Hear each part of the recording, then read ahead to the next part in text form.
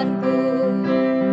Usai berdosaku, Dia mengangkatku dari lembah kurirangku dengan tangannya yang lembut. Gelap lenyap, terbitlah terang, bersyukurku diangkatnya.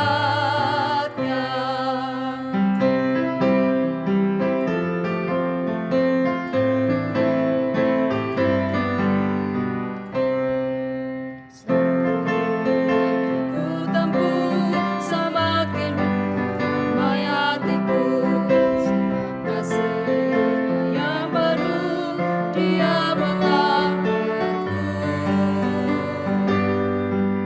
dari lembah kurirangku dengan tangannya yang lembut. Gelap lenyap, terbitlah terang, oh syukurku diangkatnya. Shalom, selamat petang Sobat Kompare GKI Kabangan semuanya. Puji Tuhan, kita pada saat ini berjumpa lagi di dalam acara Persekutuan Kompare. Mari Sobat Kompare, sebelum persekutuan ini kita mulai, kita berdoa terlebih dahulu. Mari kita berdoa. Tuhan Yesus, terima kasih bila pada saat ini Kau masih izinkan kami untuk bersama-sama bersekutu. Walaupun kami bersekutu secara online, tapi biarlah sukacita yang daripada-Mu saja Tuhan, yang tetap boleh kami rasakan dan boleh kami terima. Tolong kami Tuhan untuk dapat memahami, untuk dapat mengerti firman-Mu, hingga kami Engkau layakkan untuk dapat melaksanakan firman-Mu ini dalam kehidupan kami. Terima kasih Tuhan Yesus, haleluya, amin. Sobat Kompare semuanya, persekutuan pada sore hari ini mengambil tema evolusi, di mana firman Tuhan diambil dari kitab Kejadian 1 ayat 1 sampai dengan 3. Akan saya bacakan firman Tuhan dari Kejadian 1 ayat 1 sampai dengan 3 sebagai berikut. Pada mulanya Allah menciptakan langit dan bumi. Bumi belum berbentuk dan kosong. Gelap gulita menutupi samudra raya dan roh Allah melayang-layang di atas permukaan air. Berfirmanlah Allah, jadilah terang. Lalu terang itu jadi. Secara sederhana, evolusi dapat kita pahami sebagai proses perubahan penciptaan alam semesta beserta isinya ini, semuanya secara perlahan dan bertahap dalam kurun waktu yang lama dan panjang. Tentunya kita semua mengenal teori-teori evolusi. Salah satunya merupakan teori Charles Darwin, di mana teori Charles Darwin ini mengatakan bahwa hewan serta tumbuh-tumbuhan yang ada tidak tercipta secara sendiri-sendiri, melainkan mereka ini berkembang melalui suatu proses mulai dari bentuk awal dengan perubahan lambat. Proses ini terjadi karena seleksi alam untuk bertahan hidup dengan cara menyesuaikan tantangan lingkungan habitatnya. Jadi, makhluk hidup yang ada sekarang ini berkembang dari organisme sebelumnya. Pada awal teori Charles Darwin ini hadir, gereja menolaknya. Tetapi barulah sekitar tahun 1950-an, gereja mulai membuka diri kepada teori ini. Gereja melihat bahwa antara teori Darwin ini serta iman tidak ada kontradiksi. Mengapa? Jika kita memahami pemaparan kisah Kejadian 1 ayat 1 sampai dengan 3, maka teori Darwin ini bukanlah sesuatu yang bertentangan dengan iman. Kisah penciptaan dalam Kejadian 1 tidak boleh dipahami sebagai uraian teoritis ilmiah tentang cara alam semesta ini ada. Menurut seorang ilmuwan teolog, beliau menyatakan bahwa kejadian 1 ini merupakan sebuah pernyataan tentang proses penyataan kuasa Allah yang Alfa dan Omega. Dengan kuasanya Allah menciptakan dan mengatur alam semesta ini dari sesuatu yang tadinya kacau balau menjadi ada dan tertada. Kemudian yang tadinya gelap menjadi terang. Lalu dipisahkannya antara siang dan malam. Ini semua adalah proses yang terus-menerus berkelanjutan atas penciptaan tersebut. Di mana dilanjutkan lagi, Allah kemudian menciptakan tumbuhan, Allah menciptakan binatang, dan Allah juga menciptakan manusia. Di mana manusia mendapatkan tempat yang istimewa karena manusia diciptakan menurut gambar Allah.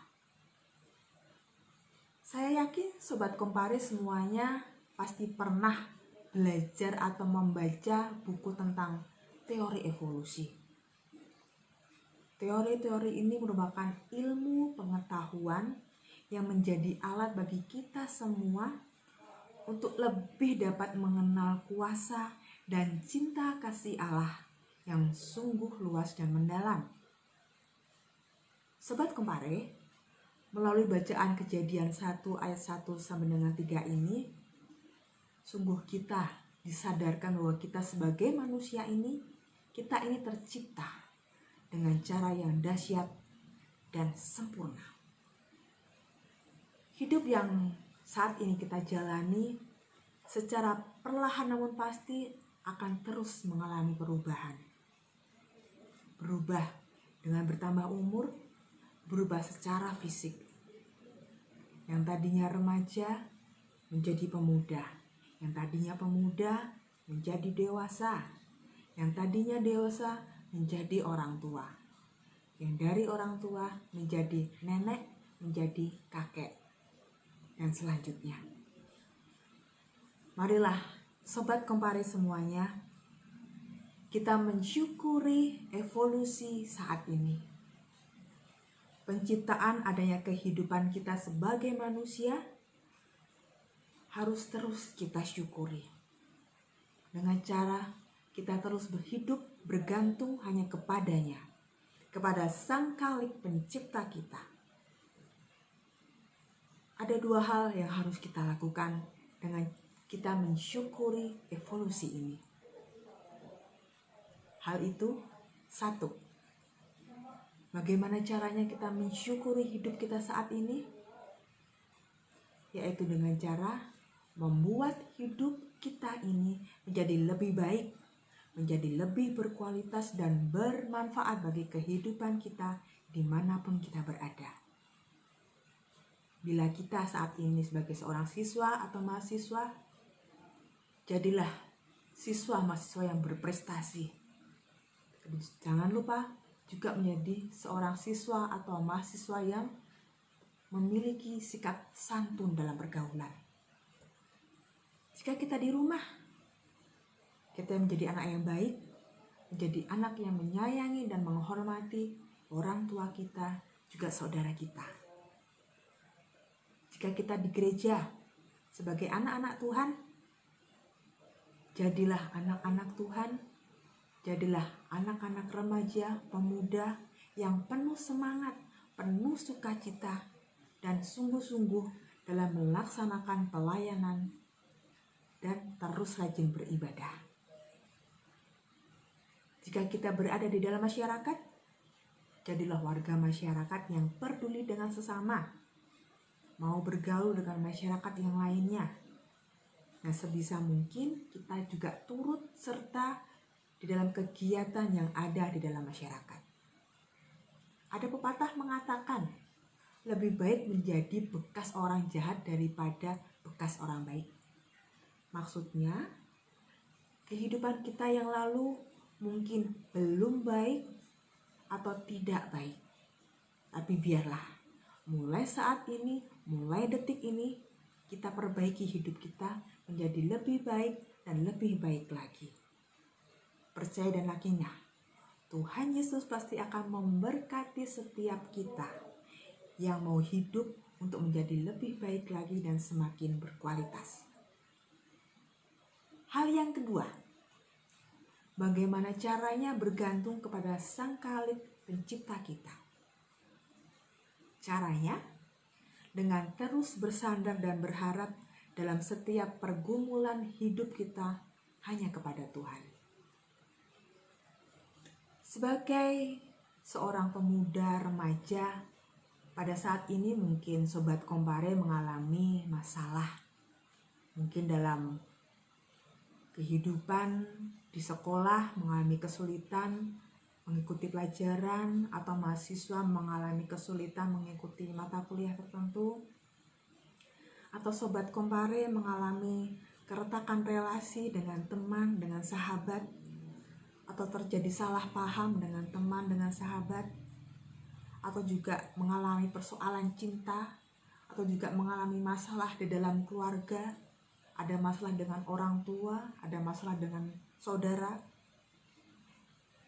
Sobat Kompare, jika pada saat ini Sobat Kompare mengalami masalah-masalah ini, janganlah menjadi orang yang mudah menyerah, jangan patah semangat, teruslah optimis menghadapi kehidupan ini. Jangan khawatir, jangan takut dengan permasalahan yang mungkin saat ini masih ada dan masih Sobat Kompare rasakan. Tetapi Sobat Kompare teruslah bersandar dan berserah dan bergantung kepada Sang Khalik Pencipta kehidupan kita. Yakinlah dan percayalah bahwa hidup kita akan diberkati, kita akan diberi pertolongan, dan keberhasilan akan kita terima. Kiranya melalui firman Tuhan pada saat ini, kehidupan kita boleh semakin diberkati.